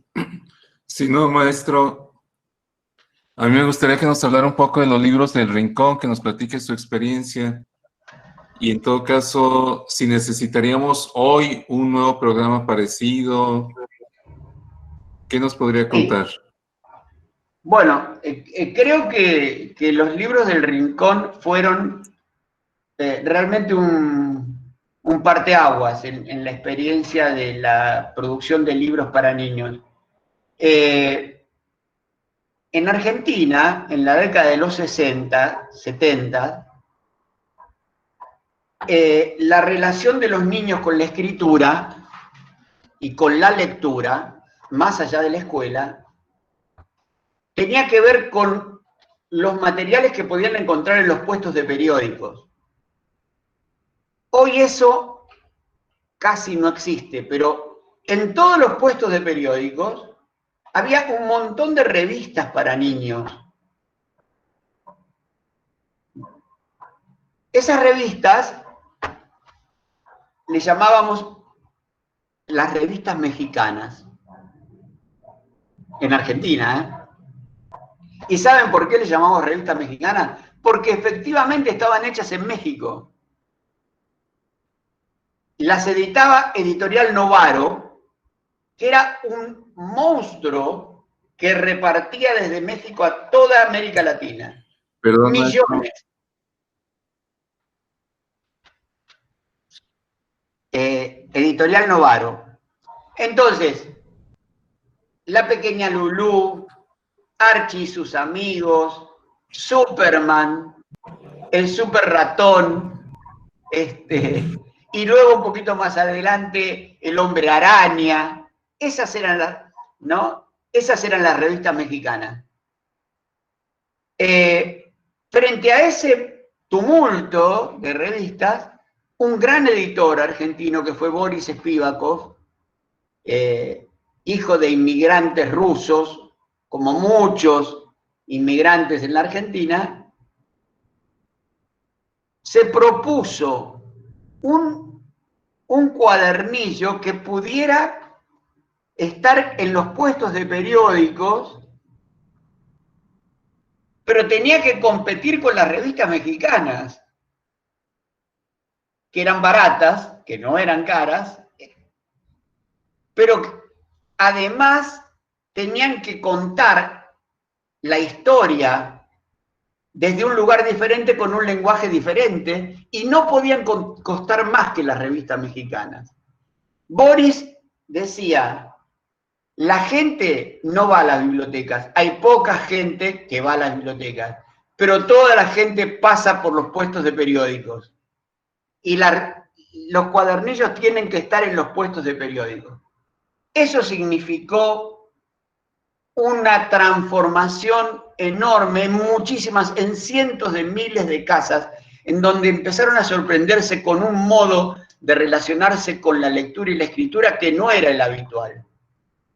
Y lo consiguió. En México descubren esto. Bueno, el final triste de la historia es que cuando en los años 70 viene el golpe militar, un golpe militar sangrientísimo que tuvimos en Argentina, quemaron todo el acervo, millones de cuentos de Polidoro y todo el acervo del Centro Editor de América Latina, que era la editorial de Boris.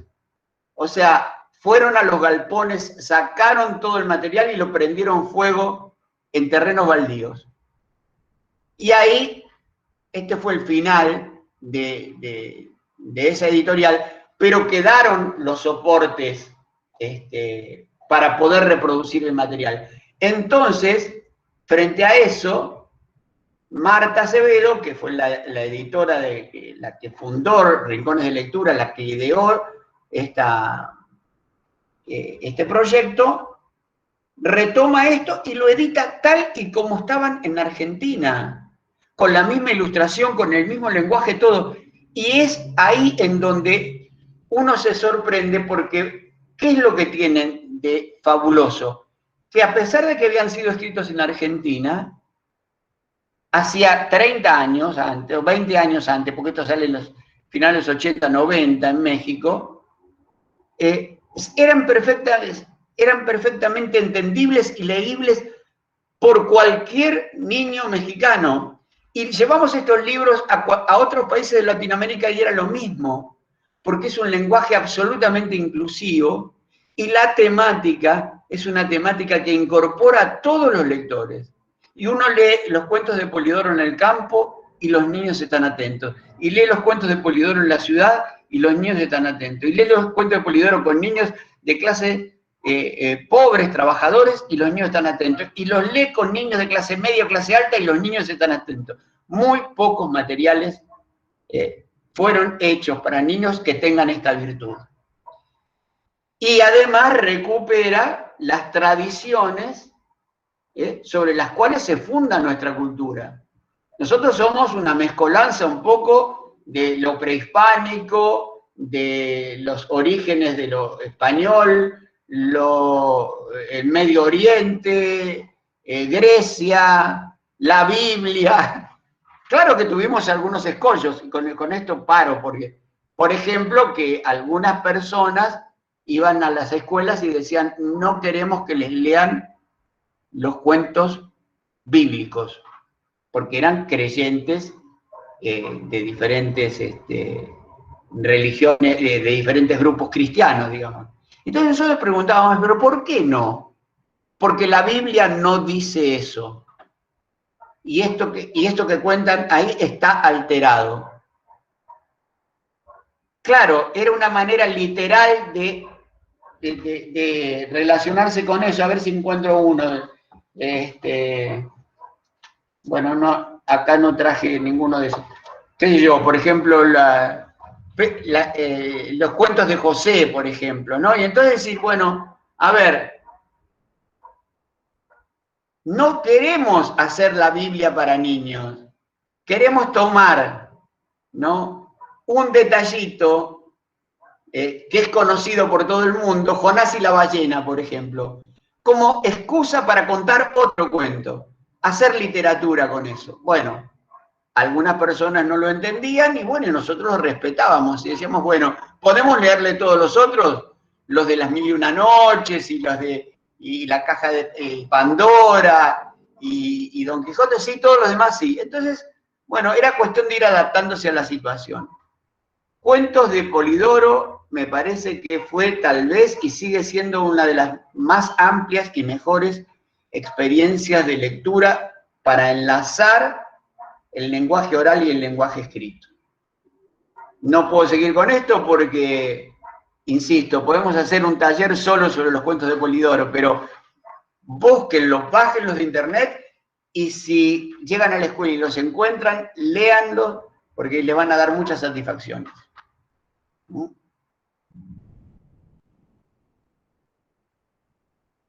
Bueno, no sé si sirvió, pero traté de contar un poquito, ¿no? O sea, tengo por ahí, ahí está, tengo por ahí escrito un pequeño ensayo sobre los cuentos de Polidoro, que se los voy a compartir como archivo al grupo de correo. Es un pequeño ensayo de 8 o 10 páginas para considerar diferentes aspectos de lo que significó ese proyecto. Lo que significó originalmente y cómo fue retomado en México a partir de Rincones de Lectura, ¿no? Sí. Gracias. Maestro, no sé si hay alguna otra pregunta, si no, ¿está usted ahora trabajando, incursionando en el Internet, subiendo videos, subiendo sus conferencias, acaba de abrir un portal de YouTube. ¿Cuál sería su experiencia en este asunto de Internet? Y bueno, este curso, precisamente estamos en Internet, estamos en vía remota, estamos en la virtualidad. ¿Cuál sería su experiencia en ese sentido? Y cómo pensar si el Internet puede ser un vehículo real de lectura, de escritura, de alfabetización en la lectura, y cómo no pensar que ahora, si antes había una pedagogía de los pobres, pedagogía de los oprimidos, ahora tendremos que hacer una pedagogía de los que no tienen Internet, una pedagogía de los excluidos del Internet para compensar nuestra situación actual. Por ahí va la pregunta, maestro. Bueno, me parece que yo la verdad que no sé cómo está la situación en México, pero acá fue clarísimo. Acá fue clarísimo cómo esta cuestión de la virtualidad hizo evidente la desigualdad social. Pero la hizo evidente de una manera brutal. Y no solamente por los que podían o no podían estar conectados y recibir las lecturas a través de esta vía, sino por las maneras en las que se podían conectar. Es decir, ustedes imagínense, hay un porcentaje de niños acá que hace 10 meses que no tienen ninguna conexión con la escuela, ninguna. O sea, no tienen Internet directamente. Y estoy hablando de la ciudad de Buenos Aires, no estoy hablando de la provincia de Jujuy, límite con Bolivia, zonas rurales, no, ciudad de Buenos Aires. Segunda evidencia de la injusticia. La gran mayoría de los niños se conectan por WhatsApp. ¿Por qué? Y porque no tienen Wi-Fi. Entonces, con datos y un teléfono, en una casa donde hay 6 niños, hay 2 teléfonos. Uno de la persona que se queda en la casa cuidando a los niños, y otro de la persona que sale a trabajar, a sobrevivir con pandemia y todo, porque si no, no se come. Y entonces con ese teléfono hay 6 niños y hay maestros que les piden 3 tareas por día. Y por supuesto que no pueden cubrir ni el 5% de lo que les piden, y por supuesto que hay dramas disputándose el mismo teléfono, etcétera, etcétera. Pero no solamente eso, esa es la parte tecnológica, sino que lo que ya venía carenciado en relación a los baches en el uso de la lengua coloquial cotidiana, ahora la cosa se torna también como más complicada, ¿viste? Porque todo se hace evidente, la presencia del maestro es una presencia que es visible no solamente para los niños, sino para las familias. La intimidad del maestro también es visible para toda la familia. Y entonces, yo digo, desde el punto de vista de la posibilidad de imaginar esto como algo continuo, está lleno de relatividades, o sea, lleno de limitaciones. Ahora, es verdad que ha servido para entrenar muchas posibilidades de intercambio. Yo digo que esto funciona más como intercambio de materiales que como espacio formativo cuando estamos hablando de niños pequeños, ¿no? Esto puede funcionar más en educación media o en media superior o superior.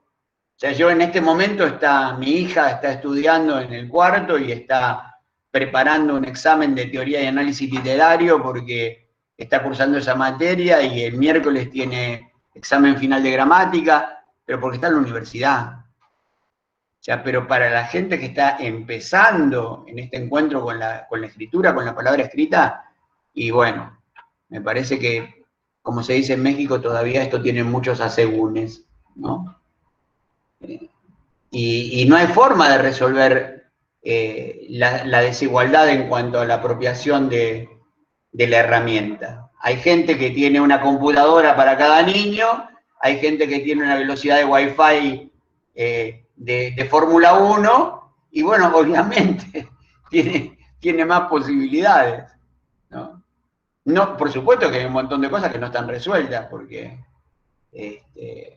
si no hay en esa familia una disposición a la escucha, al trabajo, a la consistencia con lo que se está haciendo, pueden tener todo el wifi que quieran y todas las computadoras que quieran, y la carencia siempre va a ser visible. Pero por lo menos hay un punto de partida que facilita las cosas, ¿no? O sea, es muy enredado el asunto. Esperemos que se termine la pandemia y que esto sirva simplemente como un apoyo y no el centro del asunto. Como ocurre en algunos países en donde, la otra vez estaba leyendo eso, ¿no? Todo el tiempo se está hablando de países que son referencias, qué sé yo, Finlandia, la educación en Finlandia. Bueno, la educación en Finlandia implica que los chicos no pueden estar más que media hora, 45 minutos por día en trabajo con internet. El resto es trabajo directo, en grupos, trabajo en el campo, agricultura, manejo de animales. Es decir, en un país que uno se lo imagina que está en hiper tecnologizado, sí lo está, pero la escuela funciona de otra manera, porque la educación funciona de otra manera. Entonces, si esto lo veo como una apoyatura, si esto lo veo como un recurso para rápidamente hacer circular información, está perfecto, pero si creo que aquí está la panacea, me parece que ando mal en términos de formación, ¿no? Y vuelvo a lo que decía antes, la formación y la información. Bueno.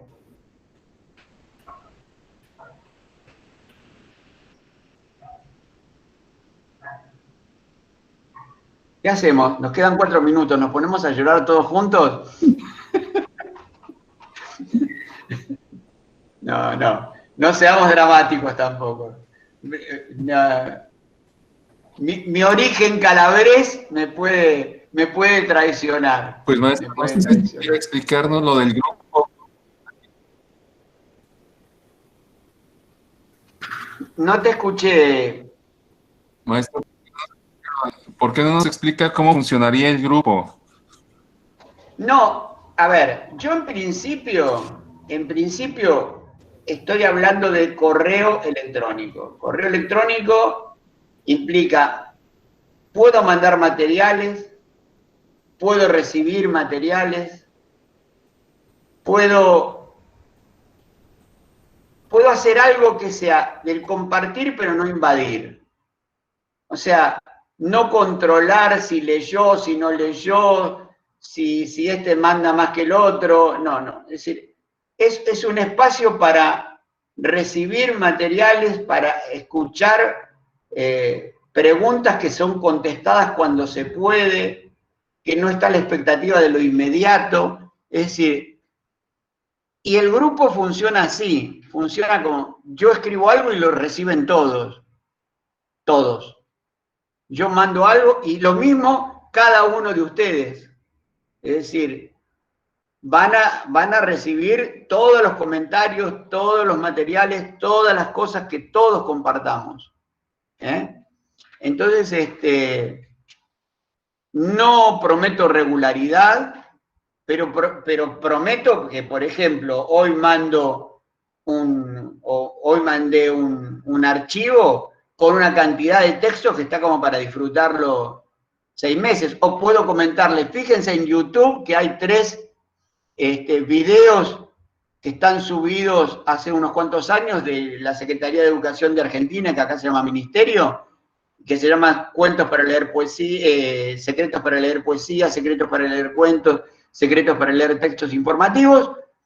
Mírenlos si tienen ganas, comenten, pregunten. Es decir, es también para agilizar un poco estos intercambios de información que, insisto, sin estos materiales es muy difícil el trabajo de ustedes. Con una buena cantidad de estos materiales vamos a poder de a poquito decir, bueno, a ver, ¿por qué no explorar esta posibilidad de llevar el trabajo a los grupos? Cuenten, manden experiencias, pregunten. O sea, así de una manera muy informal, pero más o menos regular. Eso es lo que pretendo, ¿no? Bueno, Gabriela, ¿estás por ahí? Creo que no. Porque le quería preguntar si había alguna información que querían institucional que transmitir al grupo. Pero bueno, ya se los hará buenas noches, saber. perdón, acá estoy. Discúlpenme, es que estoy bueno. como con 4 cosas al mismo tiempo. No te preocupes. Bueno, por un lado, agradecerle. Sí, acá he estado y he estado pendiente del chat y de los comentarios. La verdad es que agradecemos mucho sus comentarios y quería decirles que además del registro del video, o sea, las grabaciones se van a quedar en el Classroom y ese Classroom se va a quedar vivo y ustedes van a poder entrar y salir cuando quieran de él. O sea, esos documentos son suyos. Vamos a tener, podemos tener también el listado, de hecho se genera cuando hacemos una grabación, el listado de lo que se registró en el chat. Entonces, lo voy a ver con Alejandra González, que es la coordinadora de desarrollo profesional de DILAR, y podríamos hacer una síntesis de estos comentarios que ustedes han plasmado. Por otro lado, sí estamos conscientes de la relevancia de este curso y de los otros también. No sé si han tenido ustedes oportunidad de comentar, por ejemplo, con participantes en el curso de robótica o en el de animación o en el de habilidades socioemocionales. La verdad es que estamos convencidos de que ha sido una muy buena experiencia. Yo tengo la impresión, y también por cosas que hemos visto con otras entidades, de que Colima tiene el mérito no solo de haber mantenido vivos estos programas que se hacen con recursos federales, porque en muchas entidades ni siquiera se llevaron a cabo los programas de capacitación, porque como no podía ser presencial, pues no hubo nada, ¿no? Entonces, no solo se mantuvo la iniciativa, sino que además se desarrollaron productos muy innovadores. O sea, quiero decir, el diseño de los cursos fueron temas muy innovadores. Tuvimos que resolver muchos problemas en el camino, por ejemplo, los del curso de robótica. Es un curso que normalmente hubiera tenido que ser presencial. Hubo algunas limitaciones porque parte de lo que hicimos fue mandar los materiales de los cursos, pero no podíamos mandar un paquete de material para cada uno porque son materiales caros, entonces había que trabajar en equipo y pues no siempre estaban dadas las condiciones, pero incluso en ese que tuvo más dificultades que otros, los resultados son muy buenos. Entonces, estamos realmente muy contentos y creemos que esto va a trascender mucho más allá del propio secretario y de las autoridades del Estado. Creemos que esto hay que compartirlo en otro nivel. Y por otro lado, como les ponía en el chat, he estado platicando con los coordinadores tanto de DACEP como del Programa Nacional de Convivencia Escolar, que son quienes diseñaron este programa y nos dieron la oportunidad a nosotros.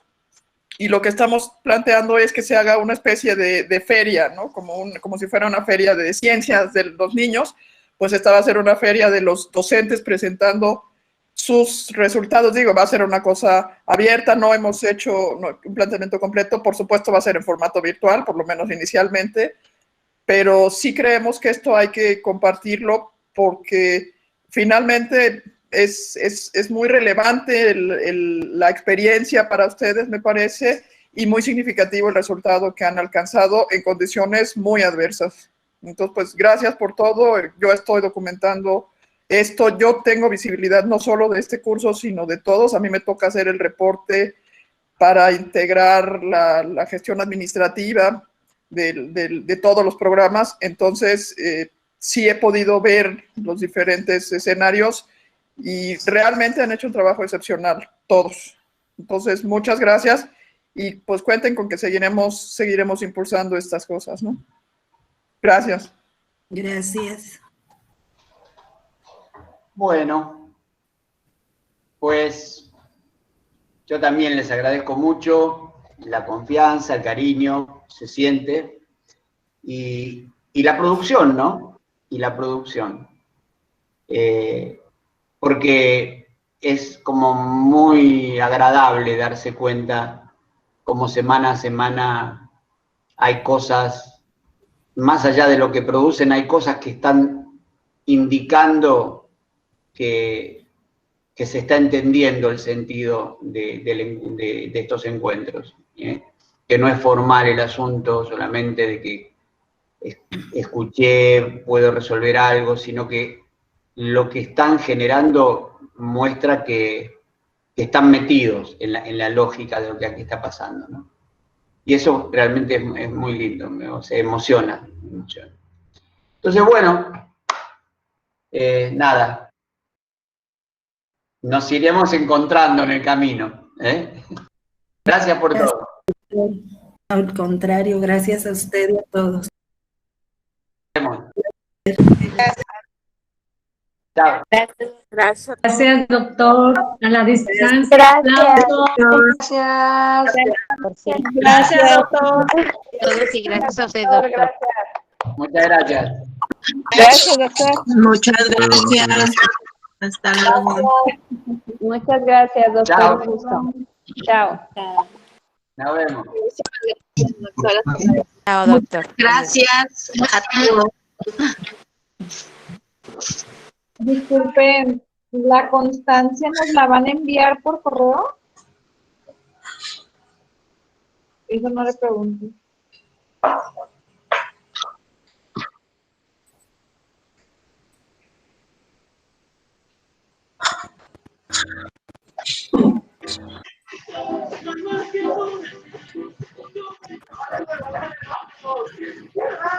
Ok, gracias, maestra. Ya puse en el chat que nos la envían por correo. Perdón, esa es una de las 1000 cosas en las que estoy trabajando, el asunto de las constancias. Justo ahorita estabas depurando la lista.